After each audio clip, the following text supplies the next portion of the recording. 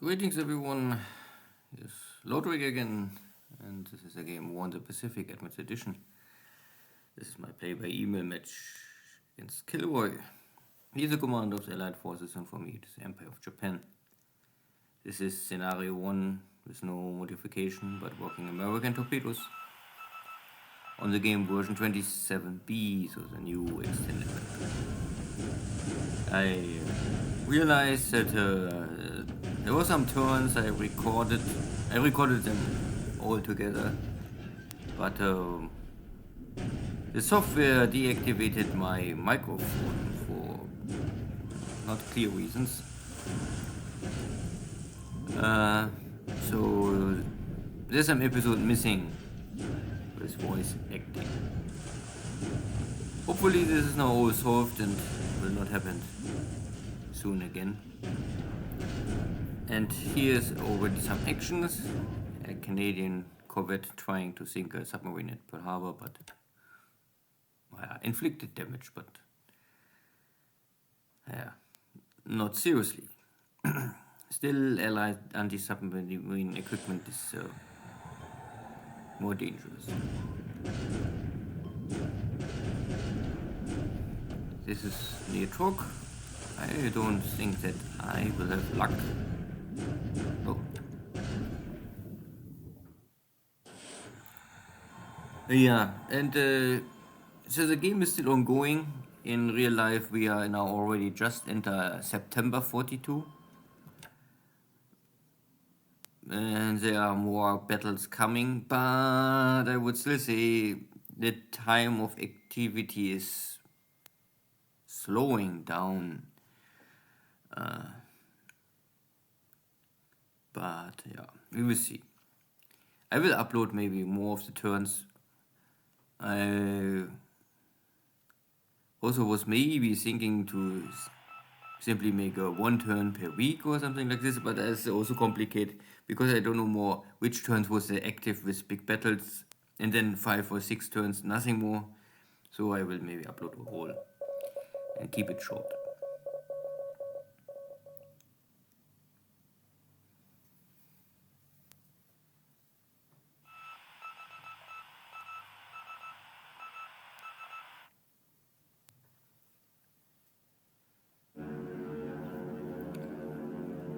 So I still attempt to lure KilRoy in air battles, but no. And if there's no enemy fighter, then I can bomb the island. But flag is still strong. KilRoy got some supplies here, so I must maybe fly higher. Or send some battleships to bombard the island again.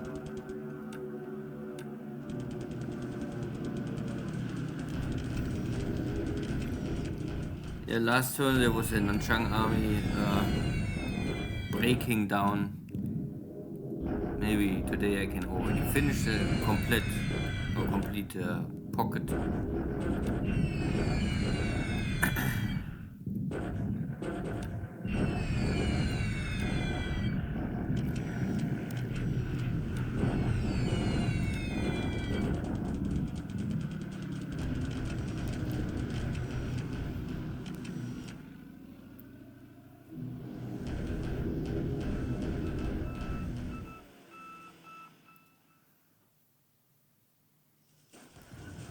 Okay, there's HQ. Not sure what is NCAC means, but it's a headquarter, a 4-star headquarter. So my block force is here ticked in, and I think it's very hard for KilRoy to kick me out. He need at least triple the attack value. So if we don't get here 3,000 attack value, it's impossible for him normally to kick me out, because I have unlimited supplies so long I can ship supplies to Comac. And I don't attack Nanchang immediately again, simply, even if I win this last battle, it was a little costly and they give me fatigue to the units.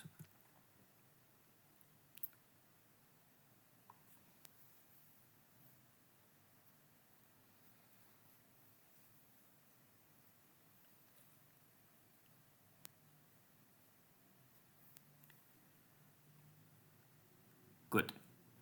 So not too much happened here, but if the last turns are all missing some voice, I can maybe talk a little more. I mean, the kill ratio is not really changing much. There are some air losses, but mostly to ops. One of my nulls getting killed.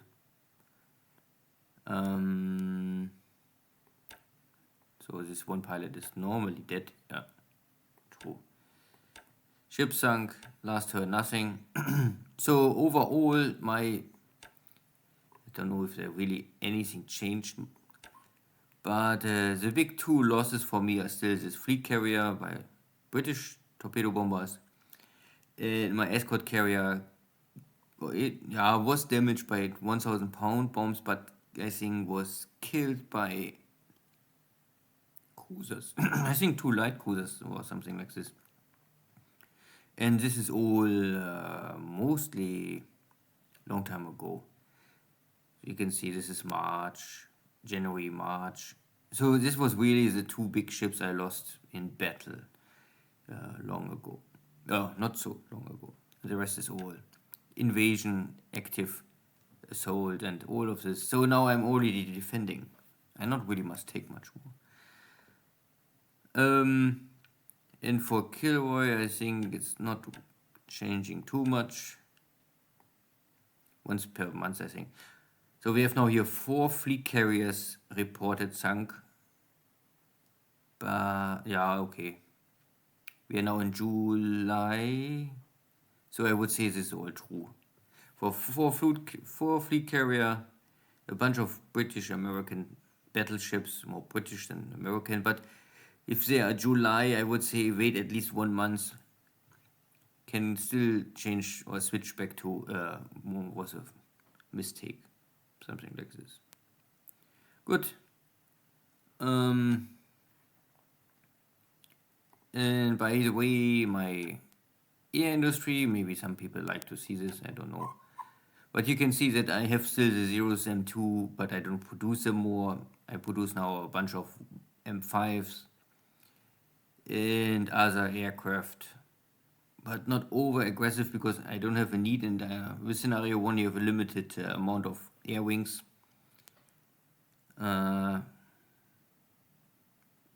So I maybe a little overproduce the Nick and really don't have a use for them so far. So Helens, I think, is the biggest need for me because I have still a lot of army bombers I can exchange and switch to new models. But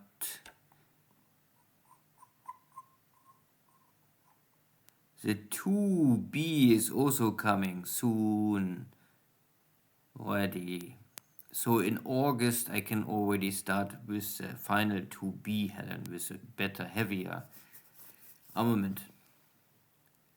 The rest is all the same. It's only switching, I think, light machine guns with heavy machine guns or something similarly. So I also get here 2 of my R&D factories ready for the Oscar 2A because the 1C is really a little weak. Not that you get here more firepower, but small improvements. And the most important airplane maybe for the army is the Tojo 2C. But this is still some months away. But hopefully end of the month I can introduce the Tojo to at least some frontline duties. At the same time I will maybe get the A6 M8. In my new game against Xagun, I rethink some of the R&D. It's always try and error, and of course how you believe is what is maybe the best use of airframes. And I will not go so heavily for the M8 in the new game, but in this game I can really try everything out because I have not more much to lose, or it's hard, or maybe I can lose everything, but it's hard for me to imagine that I will lose a lot in fast or short time. Good. So far everything is okay. nothing is really changing. Nomaya is a siege battle. I control more or less the sea, but I don't keep it too tight. I want still give KilRoy the opportunity to reinforce this and bleed dry in this attempt. I will try to focus more on East Australia, simply because KilRoy's forces are locked in Nomaya and the Marshall Islands. He cannot get them out more, let's say this. So they can try to shift more forces to East Australia and push there. Because India, I'm not so big the fan for. I mean, you can go for full India, but then it's like you can go East Australia or India, but both, I think it's not possible. Good. See you next time. Take care. Bye bye.